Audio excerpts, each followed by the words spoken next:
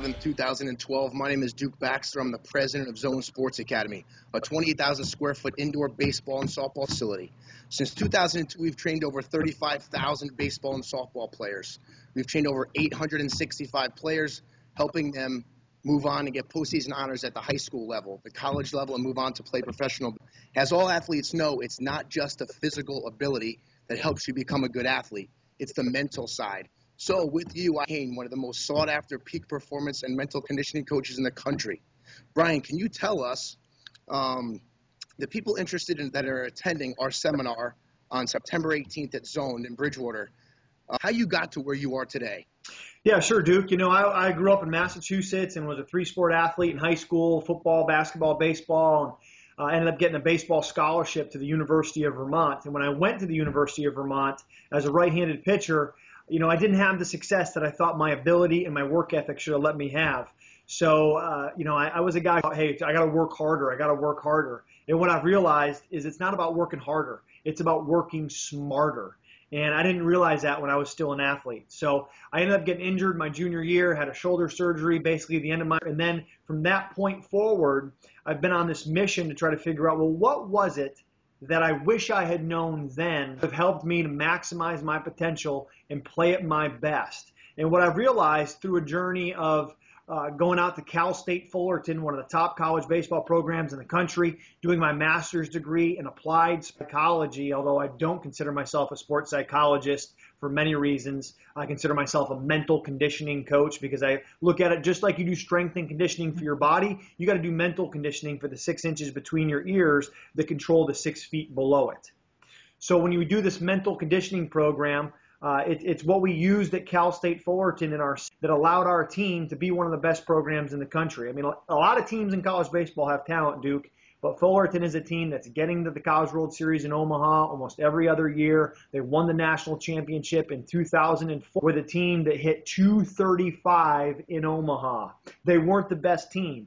What we realized that year was that the best wins, it's the team who plays the best. And the mental game allows you to play at your best when it means the most. We've seen it with Cal State Fullerton in 2004. We saw it with UC Irvine going to Omaha in 2007, TCU in 2010, and just now in 2012 on the softball side of things, the University of Alabama wins the national championship and maybe one of the greatest displays of mental toughness at, you know, rain-delayed, rain-soaked game against the University of Oklahoma. So that's kind of how I've got into the mental game, is trying to realize what is it I wish I knew when I was an athlete that no one ever taught me, right, that would have played at my best. And it's concepts that are so simple, Duke. It's unbelievable. It's simple concepts that'll help one from, you know, Little League to the big leagues. And I've worked with the Washington Nationals.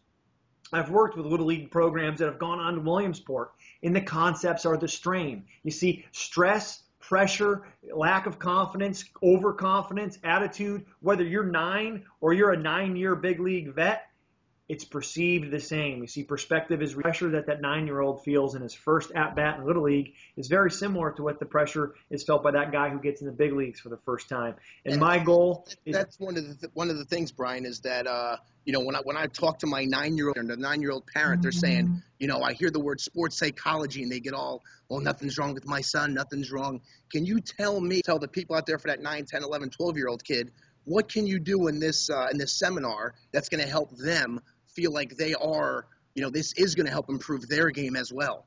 Absolutely. And what it's going to be is really this on September 18th is going to focus on what I call the 4-RIP-3 system. And the 4-RIP-3 system is the same system I teach, whether it's the Nationals, whether it's Ultimate Fighting Championship, whether it's Little League, whether it's figure skating. It's the same because it's a system that works. You see, to be successful over time, Duke, you have to be able to describe what you do as a system. So our system for building mental toughness, and it's the best when it starts at an early age because then they have just more time to work on it, is called 4-RIP-3. What's 4-RIP-3? Well, the 4 R's are the performance routines to help you be consistent. You've seen hitters take a deep breath at the batter's box. You saw on USA yesterday, there was a picture of Bryce. So if you saw that cover of the USA Today, the day of the All-Star cover, the phenom Bryce Harper. What's he doing? He's looking at the label of his bat, and taking a deep breath. Why? To put him in the present moment. You see, that's what the routine does, is the routine puts you in the present, playing the game one pitch at a time. Now, regardless of your level, big league, little league, T-ball, you got to play one pitch at a time, and routines help you do that. Now, inside the routines, Duke, you got to recognize. That's where we talk about that signal light analogy. If you got green lights, go. Red lights, you got to stop. And if you got red lights, you got to have a release. Might be knocking dirt off your spikes. It's probably something that these athletes are doing already. They're just not aware that they're doing it, and they just don't have the meaning of, hey, when I undo my gloves after the umpire calls a pitch against me, that's my release. And then once they release, they refocus on the next pitch. Refocusing on that next pitch, wanting to win, W-I, focus on what's important now, this pitch, this day. And that's why I get so fired up about working with athletes at the young ages, because they got more time. And if they can start to invest their time instead of spending time and get more out of their days and more out of their quality practice, man, they got a better chance to get that college scholarship. They got a better chance to professional. They got a better chance, more importantly, to just enjoy and get the most out of their youth baseball experience or youth softball experience. So 4 RIP 3, routines, recognize, release, refocus. The mental imagery that we're going to go into, and everyone who shows up at the clinic on the 18th is going to get a custom mental imagery training we're going to go through when I'm there. And then we're going to talk about the 3 Ps, how to live in the present, how to focus on the process and the things you can control, and how to have a more positive mentality in a game of failure. In baseball, are games of failure.